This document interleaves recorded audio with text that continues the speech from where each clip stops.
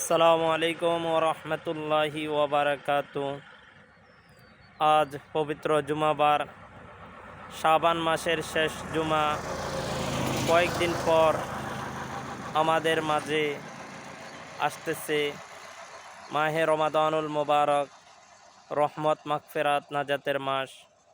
আল্লাহ রাব্বুল আলামিন বলেন, ওয়ামা খলাকতুল জিন্না ওয়াল ইনসা ইল্লা লিয়াবুদুন।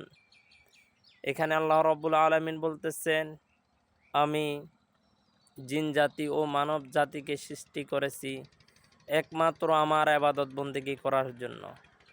তো আমাদের সামনে যাতে মাহে রমাদানুল মুবারক মাস, আমরা বেশি বেশি করে ইবাদত বন্দেগী করার চেষ্টা করব আল্লাহ পাকের সন্তুষ্টি অর্জনের জন্য এবং আমাদের দুনিয়া ও আখিরাতের কল্যাণের জন্য।